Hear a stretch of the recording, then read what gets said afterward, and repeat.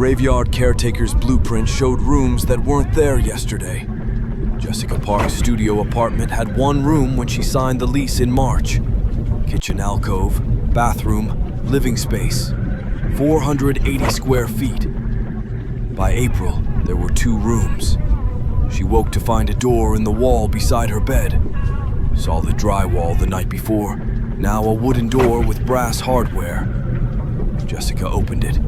Inside was a bedroom, fully furnished, dust-covered. The calendar on the wall showed October 1987. "Did you renovate?" she asked the landlord. "How many rooms do you have now?" "2. Why?" The line went dead. By May, there were 4 rooms. A child's bedroom with toys from the 1960s, a study with a typewriter and yellowed paper. Each new room belonged to a different decade, a different resident.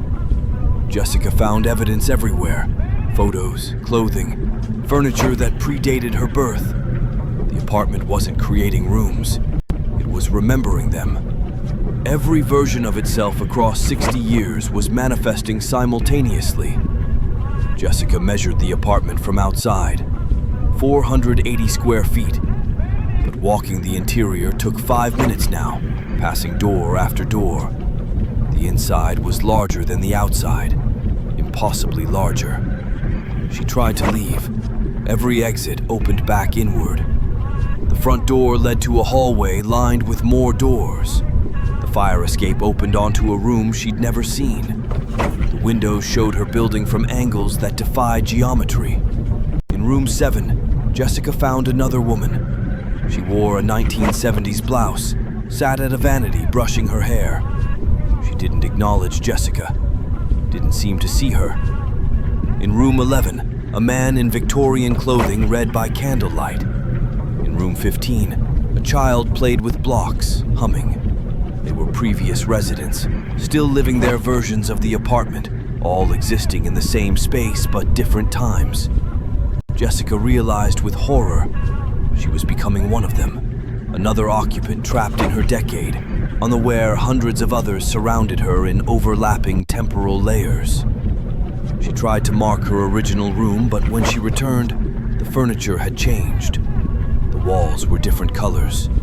Time was bleeding together.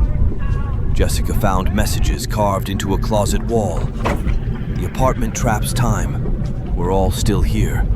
Every person who ever lived in this space exists simultaneously in our own era. We can't see each other, but we're all trapped in the same 480 square feet, experiencing different decades. Margaret Torres, 1994. More names covered the walls, different years, all claiming to be trapped. Jessica understood then.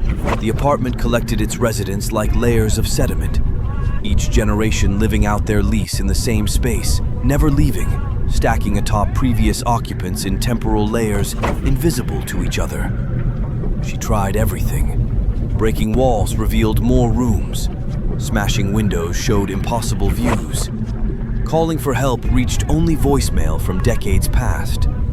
On what she believed was her 100th day, Jessica stopped trying to escape. She arranged her furniture. She established routines. She became the apartment's newest layer. The Graveyard Caretaker rolled up the blueprint showing rooms that multiplied like cells. The building's still there. Apartment 2C, they call it now. The numbering changed. Still 480 square feet on paper. But tenants report strange things. Doors appearing in walls, furniture rearranging, sounds of people in empty rooms. He paused. Sometimes maintenance finds maintenance carved in walls. Names and dates spanning 70 years, all claiming to be current residents, all trapped in their own decade, all occupying the same 480 square feet simultaneously. He stood slowly. The building's always renting, high turnover. People sign 1-year leases and renew enthusiastically, say they love the place. But if you check their mail, their bank accounts, their social media, they stopped existing to the outside world months ago. They're still in the apartment, still living their lease. They've just become another layer, Another decade trapped in the same space where time stacks instead of passes.